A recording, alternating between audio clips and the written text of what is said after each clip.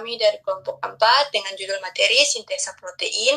Nah, perkenalkan, saya Tifana Feriska Faam selaku moderator. Saya tidak sendiri, saya bersama teman-teman saya.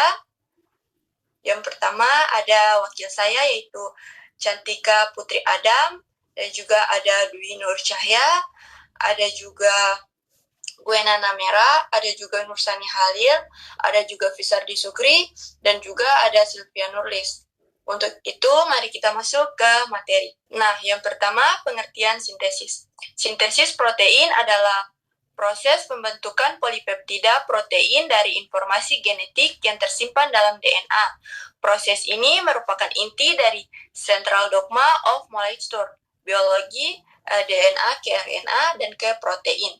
Secara kimia melibatkan dua reaksi polimerisasi utama. Yang pertama, pembentukan ikatan fosfodiester atau transkripsi dan ikatan amide atau peptida yaitu translasi. Tanpa sintesis protein yang tepat, sel tidak dapat menghasilkan enzim, hormon, antibodi, atau struktur seluler yang diperlukan untuk kehidupan. Terjadi di semua sel hidup, baik prokariot maupun eukariot. Nah, teman-teman bisa dilihat pada gambarnya. Gambar ini itu di bagian kanan gambar kita bisa lihat alurnya. Itu proses dimulai dari DNA yang ada di dalam inti sel. DNA ini menyimpan informasi genetik semacam resep untuk membuat protein. Langkah pertama disebut transkripsi, yaitu ketika informasi dari DNA disalin menjadi RNA. Jadi DNA itu tidak langsung membuat protein, tapi lewat perantara dulu, yaitu RNA. Nah, setelah itu RNA keluar dari inti sel menuju bagian sel lain, lalu masuk ke proses kedua yaitu translasi. Di sini RNA dibaca oleh ribosom untuk dirangkai menjadi protein. Asam amino disusun satu persatu sampai terbentuk rantai panjang yang disebut polipeptida yang nantinya menjadi protein. Intinya proses ini mengikuti alur DNA, RNA, dan protein yang dikenal sebagai dogma sentral biologi molekuler. Kenapa ini penting? Karena protein punya banyak fungsi seperti membentuk struktur sel, menghasilkan enzim, hormon, dan antibodi. Jadi tanpa sintesis protein, sel tidak bisa bekerja dengan baik. Nah, kita masuk ke komponen kimia utama sintesis. DNA berfungsi sebagai tempat utama yang menyimpan kode genetik dalam bentuk deoksiribonukleotida. Yang kedua, RNA, yaitu mRNA, tRNA, rRNA. Nah, berperan sebagai perantara informasi, yaitu mRNA membawa kodon, tRNA membawa asam amino, RNA membentuk ribosom. Yang ketiga itu, ribosom bertindak sebagai pabrik ribozim yang mengatalisis pembentukan ikatan polipeptida. Yang keempat itu, ada 20 jenis asam amino adalah bahan baku. Diaktifkan menggunakan ATP menjadi amonioci tRNA. Yang kelima itu ada enzim kunci, yaitu LNA polymerase atau transkripsi. Amino acid atau tRNA, amino acid yaitu tRNA, sintetase atau aktivase, dan peptide transfersase dan translasi. Yang keenam ada ion Mg2+, sangat penting sebagai kofaktor untuk semua reaksi berenergi tinggi. Bisa dilihat pada gambar itu yang terlibat dalam RNA tadi sudah saya sebutkan. Selain itu ada enzim dan energi ATP yang membantu proses berjalan lancar. Semua komponen ini bekerja sama untuk menghasilkan protein. Nah, kita masuk ke jenis-jenis RNA dan peran kimianya. Yang pertama itu ada mRN, pembawa kode genetik atau kodon triplet. Yang kedua itu ada tRNA, adoptor molekuler, yaitu membawa asam amino via ikatan ester. Yang ketiga itu ada rRNA, komponen struktural dan katalik ribosom atau ribozim. Yang keempat itu ada sRNA atau small nuclear RNA, komponen spliceosome mengatalisis reaksi transfertifikasi saat splitting intron pada pre-mRNA. Yang kelima itu ada SNO-RNA atau Small Nuclear RNA, memodifikasi kimia rRNA dan metilasi dan pseudorinisasi agar ribosom berfungsi optimal. Yang keenam itu ada miRNA atau microRNA, mengatur pasca transkripsi berikatan dengan mRNA dan menghambat translasi atau menyebabkan degradasi mRNA.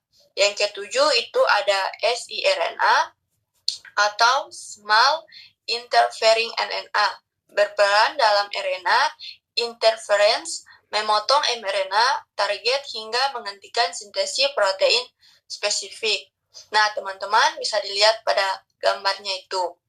Jadi, alurnya dimulai dari DNA yang ada di inti sel, kemudian disalin menjadi mRNA atau messenger RNA. Melalui proses yang disebut transkripsi, mRNA ini tugasnya membawa informasi genetik keluar dari inti sel menuju ribosom. Selanjutnya di ribosom terjadi proses translasi. Di sini itu tRNA atau transfer RNA berperan membawa asam amino sesuai dengan kode yang ada di mRNA. Kemudian RNA atau ribosom RNA membantu membentuk ribosom dan berperan dalam merangkai asam amino menjadi protein. Selain itu, pada gambar juga ditunjukkan beberapa jenis RNA yang lain fungsinya sebagai pengatur, misalnya sRNA yang membantu proses pemotongan mRNA, SNO-RNA yang memodifikasi rRNA, lalu dia menghambat atau mengatur ekspresi gen. Ini adalah satuan kode genetik berupa triplet. 3 basa nitrogen pada mRNA. Terdapat 60 kodon atau 4 pangkat 3 sama dengan 64 kombinasi yang menyandi 20 asam amino tambah 3 kodon stop. Sifat-sifat kodon genetik universal hampir sama pada semua makhluk hidup. Degeneratif, redundang, beberapa asam amino disandi oleh lebih dari 1 kodon. Contoh, leo disandi oleh 6 kodon. Non-overlapping kodon dibaca berturut-turut tanpa tumpah tindih. Komales tidak ada koma atau bahasa pemisah antara kodon.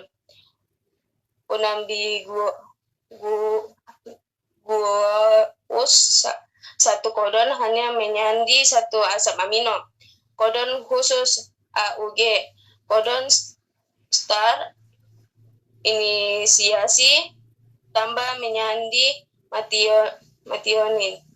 UAA, UAG, UGA, kodon stop terminasi.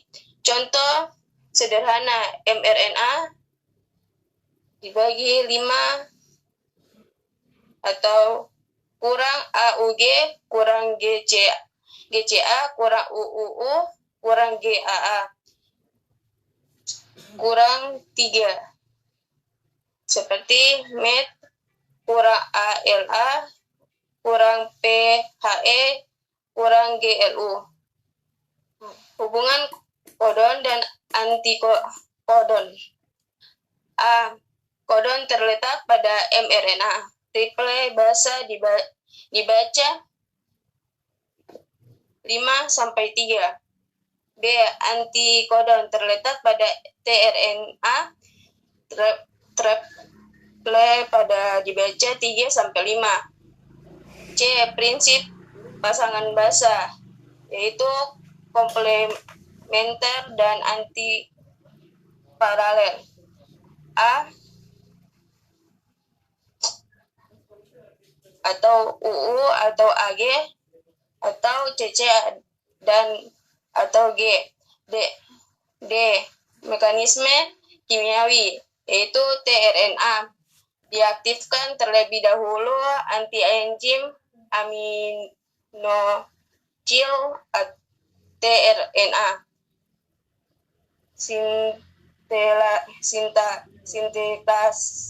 sintetasi melalui ikatan ekstra antara asam amino dan 3-OH ribosom tRNA. Antikodon tRNA berpasangan dengan kodon mRNA. Di situ A ribosom melalui ikatan hidrogen. Proses ini memastikan asam amino yang tepat dimasukkan sesuai urutan kodon. Contoh, kodon mRNA dibagi atau 5 AUG sampai 3. Antikodon tRNA dari 3 UAC sampai 5 membawa asam amino metionin. Tahapan sintesis protein secara umum.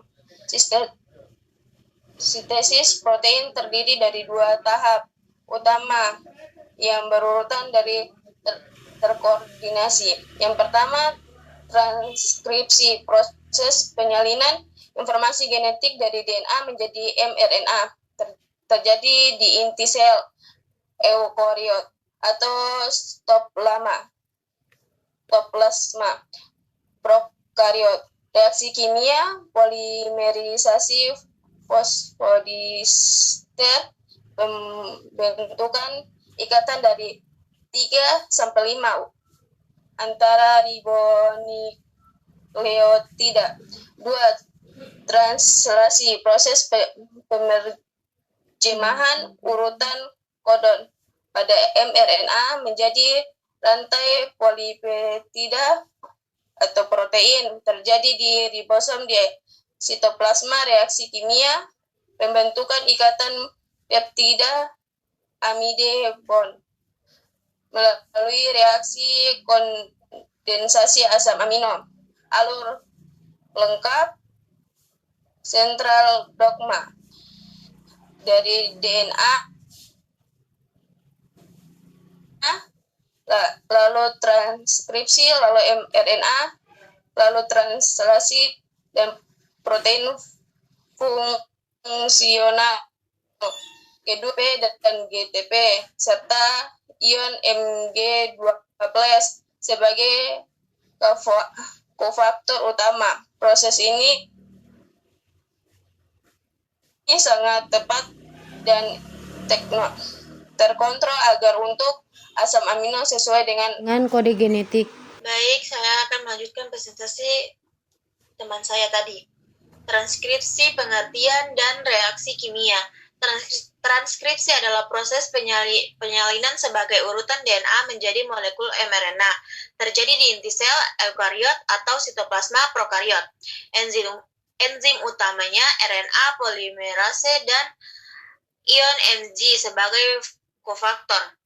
Reaksi kimia utama polimerisasi fosfodiester RNA tambah NTP ke RNA ditambah PPI atau NTP sama dengan ATP, GTP, CTP, dan UTP. Ciri penting reaksi berlangsung dari arah 5-3 pada mRNA. Membaca DNA template standar dari arah 3-5, tidak memerlukan primer atau berbeda dengan replikasi DNA. Lalu hidrolis PPI membuat reaksi irreversibel atau energi negatif besar. Hasilnya mRNA yang membawa kode genetik siap untuk diproses lebih lanjut. Tahap transkripsi inisiasi. Inisiasi adalah tahap awal transkripsi di mana sintesis mRNA dimulai. Langkah-langkah kimiawi RNA polimerase mengenali dan mengikat daerah promoter pada DNA, biasanya kayak urutan AT, contoh tata box pada eukariot. DNA double helix dibuka melting atau unwinding, membentuk transcription bubble. Lalu ion Mg menstabilkan fosfat negatif dan membantu pembukaan helix. RNA polimerase mulai menambahkan nukleotida pertama pada posisi positif 1, biasanya kodon start AUG pada mRNA. Hasil tahap ini kompleks inisiasi terbentuk dan transkripsi siap memasuki tahap elongasi. Perbedaan penting prokariot, promoter sederhana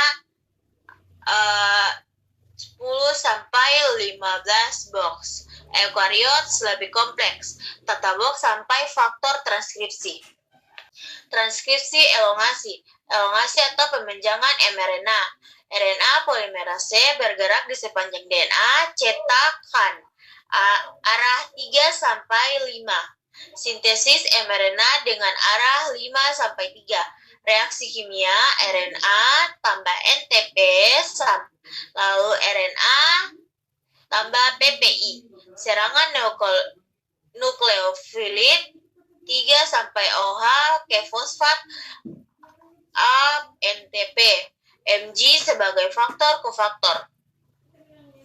Pembentukan ikatan fosfodiester karakteristiknya tidak perlu primer. NTP dipilih berdasarkan komplementaritas basa A, U, T, A, G, C, dan G. Transcription bubble 12-14 BP tetap terbuka. Baik, saya akan melanjutkan materi PPT kami.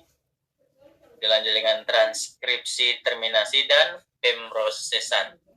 Mulai dari terminasi dulu, penghentian transkripsi, mulai dari RNA, polimerase mencapai urutan terminator pada DNA.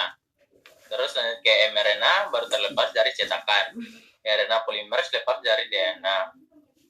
Pemrosesan mRNA khusus eukariot, mulai dari cap 5, tambahan guanin terbalik, melindungi dari degradasi. Yang kedua itu poli A, TU3, tambahkan 200 adenin atau stabilisasi plus ekspor dari inti. Yang ketiga ada splicing, pembuangan intron, pembagian non-kode.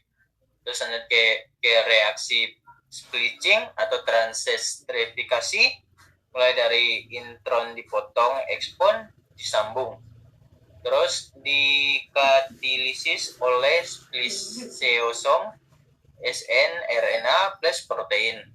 Seperti yang dilihat dari gambar ini, SNRPS itu masuk ke intron.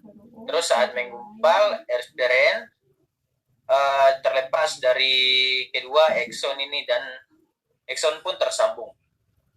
Lanjut dengan translasi pengertian kimia.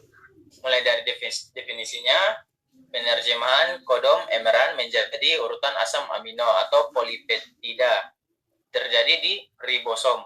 Reaksi kimia inti, pembentukan ikatan peptida atau amida secara berulang. Reaksi kondensasinya yaitu COH plus NH2 ke CO2 CO NH plus H2O. Komponen yang dibutuhkan yaitu mRNA, cetakan kodom, tRNA, pengangkut asam amino, lanjut ke ribosom, tempat berlangsung reaksi, terus lanjut ke faktor protein, inisiasi elongasi, terus terminasi. Yang terakhir adalah GTP atau sumber energi. Lanjut ke strukturnya, komposisi terdiri dari RNA plus protein. 2 subunit berupa kecil dan besar. 3 situs pengikat tRNA yaitu situs A, aminoasi, tempat RNA baru masuk. Lanjut ke situs P atau peptidil, tempat tRNA membawa rantai peptida. Lanjut ke situs E atau exit, tempat RNA keluar. Pusat kataliknya itu peptidi transversus center terletak di subunit besar. Terbuat dari RNA, disebut ribosim, bukan protein enzim. Ukuran konstan sedimentasi, yang pertama organisme yang berupa prokariot dan eukariot. Subunit kecilnya itu 30S, kalau subunit besarnya itu 50S. Kalau eukariot yaitu 40S subunit kecil, 60 subunit besar. Oke, baik. Di sini saya akan melanjutkan presentasi teman saya tadi, aktivitas asam amino. Tujuan aktivasi. Yang pertama, mengikat asam amino ke tRNA agar dapat dibawa ke ribosom reaksi kimia atau 2 tahap. Tahap yang pertama yaitu asam amino tambah ATP yaitu aminoil AMP tambah PPI. Tahap kedua, aminoil AMP tambah tRNA yaitu aminoasil tRNA tambah AMP. Hasil akhir yang pertama terbentuk ikatan ester berenergi tinggi antara asam amino dan tRNA. Yang kedua, energi ini akan digunakan untuk pembentukan ikatan peptida saat translasi.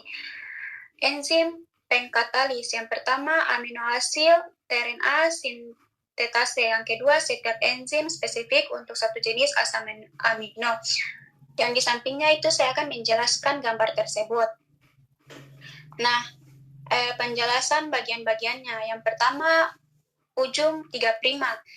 Di bagian atas tertulis 3'OH disebut amino acid attachment site, fungsi tempat menempel asam amino. Yang kedua, ujung 5'. Biasanya di sisi berlawanan dari 3' menunjukkan arah rantai RNA 5' sampai 3'. Yang ketiga, antikodon ya atau antikodon loop. Di bagian bawah tertulis antikodon bersisi 3 bahasa, misalnya UUU, GGC, dan lain-lain. Fungsi mencocokkan kodon pada mRNA. Yang keempat, lengan tRNA, D-loop atau kiri, TWC loop atau kanan, antikodon loop atau bawah. Fungsi menjaga struktur dan membantu interaksi dengan ribosom. Yang kelima, ikatan pasangan basa, garis putus-putus di tengah menunjukkan pasangan basa atau A, U, G, C membentuk struktur stabil seperti batang. Translasi inisiasi. Langkah-langkah inisiasi. Yang pertama, subunit ribosom kecil mengikat mRNA pada daerah AUG atau codon start. Yang kedua, tRNA pembawa metionin atau met tRNA masuk ke situs P. Yang ketiga, subunit ribosom besar bergabung membentuk ribosom utuh. Peran GTP membantu penggabungan subunit besar membutuhkan ion Mg2+. Bisa dilihat gambar sampingnya, saya akan menjelaskan secara singkat. Nah, mRNA atau garis bawah dibaca dari arah 5' sampai 3'. Ribosom memiliki 3 translasi elongasi atau pengikat. Langkah pertama, pengikat tRNA ke situs A. Yang pertama, aminoasil tRNA atau tRNA membawa asam amino masuk ke situs A. Yang kedua, kodon di situs A menentukan tRNA mana yang masuk. Yang ketiga, membutuhkan faktor elongasi EV atau TU pada prokariot dan GTP. Proofreading atau pemeriksaan. Yang pertama, ribosom memeriksa kesesuaian kodon atau antikodon. Yang kedua, jika salah, tRNA ditolak tidak masuk ke situs A. Yang ketiga, jika benar, GTP dihidrolisis, tRNA terkunci di situs A. Peran GTP. Yang pertama, hidrolisis GTP, yaitu GDB tambah PI menyediakan energi untuk pengikatan yang stabil. Visual yang disarankan, yang pertama, tRNA membawa asam amino mendekati situs A. Yang kedua, diagram kodon atau mRNA berpasangan dengan antikodon tRNA. Teman-teman bisa lihat gambar di sampingnya itu, saya akan menjelaskan secara singkat. A. Kodon atau mRNA. Huruf A menunjukkan kodon. Kodon terdapat pada mRNA. Fungsi membawa informasi genetik dari DNA. mRNA kemudian menempel pada ribosom. Ribosom tempat terjadinya proses translasi. Ribosom membaca kodon satu persatu. B. Atau tRNA. Huruf B menunjukkan tRNA. Fungsi membawa asam amino memiliki antikodon untuk mencocokkan kodon di mRNA. Asam amino dibawa oleh tRNA ke ribosom akan dirangkai menjadi rantai protein. C. Protein atau hasil. Huruf C menunjukkan hasil akhir, yaitu rantai polipeptida atau protein, terbentuk setelah asam amino dirangkai. Oke, baik, saya akan melanjutkan pertanyaan dari kelompok kami, yaitu translasi, elongasi, dan atau ikatan peptida. Reaksi kimia inti, serangan nukleofilik atau gugus NH2, asam amino di situs A menyerang gugus C ikatan rangkap 2 atau C sama dengan O dari asam amino di situs B. terbentuk ikatan peptida CO min NH. Rantai peptida berpindah dari tRNA di situs P ke tRNA di situs A. Katalis enzim peptidal transferase di subunit besar di ribosom terbuat dari RNA atau ribosim. Hasil tRNA di situs P kosong tanpa asam amino. tRNA di situs A membawa rantai peptida yang sudah memanjang. Translokasi dan terminasi. Translasi atau pergeseran. Ribosom bergeser 3 basa, 1 kodon ke arah 3 mRNA. tRNA kosong dari situs P pindah ke situs E, lalu keluar. tRNA di situs A membawa rantai peptida pindah ke situs P. Situs A kosong siap menerima tRNA baru. Membutuhkan faktor translokasi atau EF min G dan GPT. Terminasi penghentian. Ribosom mencapai kodon stop UAA, UAG, UGA. Realisis faktor atau RF masuk ke situs A. RF mengaktifkan hidrolisis ikatan ester antara rantai peptida dan tRNA. Rantai peptida lepas dari ribosom, subunit ribosom terpisah. Perbedaan prokaryotik dan ekaryotik. Prokaryotik. Transkripsi dan translasi menjadi bersamaan di sitoplasma tanpa membran inti. Ribosom 70S, subunit 50S plus 30S. 1 mRNA dapat menghasilkan beberapa protein polisistonik. Tidak ada splicing atau tidak ada intron. Inisiasi melalui urutan sen dalgrona pada mRNA. Eukaryotik. Transkripsi di inti, translasi di sitoplasma, terpisah ruang.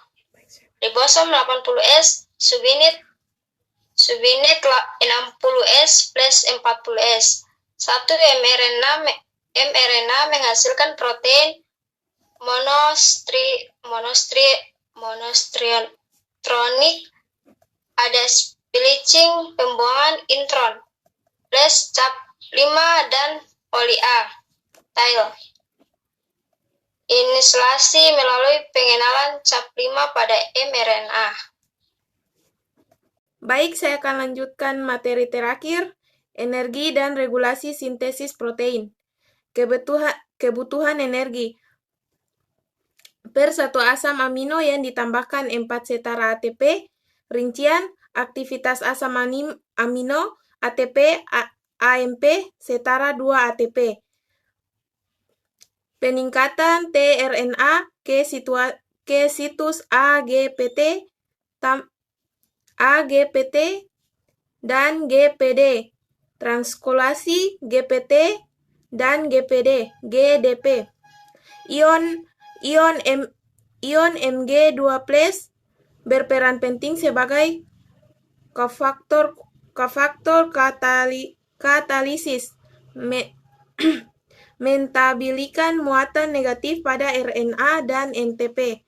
Regulasi tingkat transkrip promoter enhancer operon pada prokariot.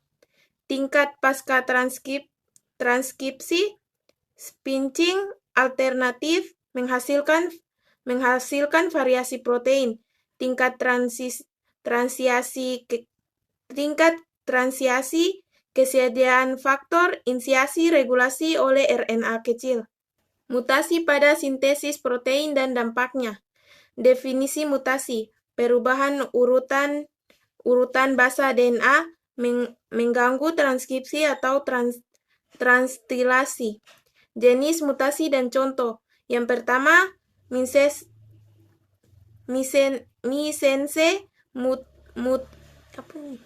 mutation substitusi basa. Contoh anemia sabit DNA GAG GTC, mRNA GAG GUC, asam amino glutamat hidrofik valin hidrofalik. Dampak hemoglobin S membentuk serat dan sel darah sabit. Yang kedua, nonsense mutation. Kodon asam amino, kodon stop, UAA atau UAG atau UGA. Dampak protein terpotong atau truncated tidak berfungsi. Contoh, beberapa kasus cystic fibrosis atau CFTR gene.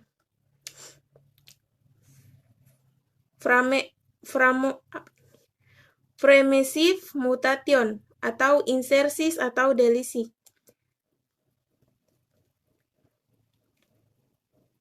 Pergeseran reading frame bukan kelipatan 3. Semua kodon hilir berubah. Contoh mutasi gen CFTR pada cystic fibrosis, gangguan transport CL. Mutasi spelling. Yang keempat, mutasi spelling promoter. Mengganggu pemrosesan mRNA atau transkripsi. Contoh thalassemia. Dampak umum, protein tidak berfungsi atau degradasi cepat, penyakit genetik atau anemia, fibrosis, kristik, kanker. Aplikasi terapi gen, obat molekuler, contoh untuk CFTR mutasi.